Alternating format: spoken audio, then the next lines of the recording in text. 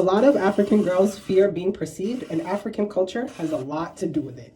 I feel like a lot of the home training that African girls get is centered around, if you do this, people will say this. If you do this, people are less likely to say this. If you don't do this, then people will say this. So it's a lot about how your actions will trigger or produce a response from others. And so what this causes is for a lot of African girls who are raised in this type of dynamic to be very hypersensitive about how their actions provoke a response from others or comments from others. Now, I'm not saying this is everyone. I'm not saying this is all of African cultures. And I know Africa is a continent, not a country, so there's diversity. But overall, I feel like because of the climate of African culture, which is very conservative, a lot of African girls do not step into their full potential because they are hyper focused about making a good impression. And when you're hyper focused about making a good impression, you reduce the chances of you being authentic and confidently stepping into yourself because you are hyper aware about the way others can perceive certain actions. Now, I'm not saying that we should all be mannerless and not care about what people think.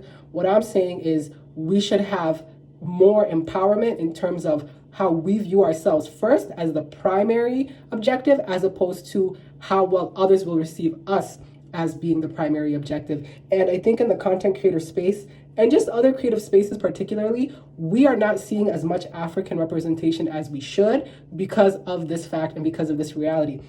A lot of African girls, and I'm highlighting African girls in particular because I feel like it's different, and I'm not going to get into this in this video now, but I'm focusing on African girls for a reason. Consequently, Africans do not produce risk takers. I understand that there are confident Africans. I'm not saying African girls are quiet and this, but there's a difference between making noise and making impact. And I feel like a lot of African girls, they're not risk takers. Yes, we have personality. Yes, we're vivacious. Yes, we have a lot of good things about us. And still, with all of that, we are not taking risks as much as we should and getting payoff as much as we should because we are playing it safe. We're sticking to a certain script, and let 2025 be the year that whatever narrative you held on to as a teenager, as an adolescent growing up that was unhealthy, let it go. I'm not saying African culture is bad. I'm not saying what we are taught is fully bad, but what I'm saying is we could do better without the fear of being perceived.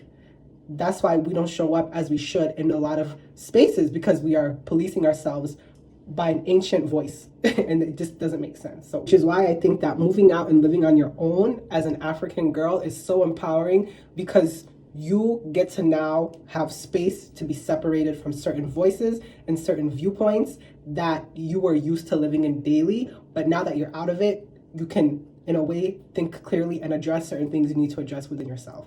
And I feel like this negative rhetoric is also shown up when you hear people talking about other people's children. So-and-so is doing this, so-and-so is like that, so-and-so is like that. And it's not always that these children are bad, it's just that they're doing something different. And so anytime there's like a child in the community or in like a familial context or just church, religious-based context who is doing something different, they're always talked about and described in a not so positive light. You hear that and you witness that, you're like, I do not want people to talk about me this way, so I will do the things that do not get people talked about, which is typically nothing, or just doing the stereotypical expectations. So that's another way that this fear of being perceived gets perpetuated.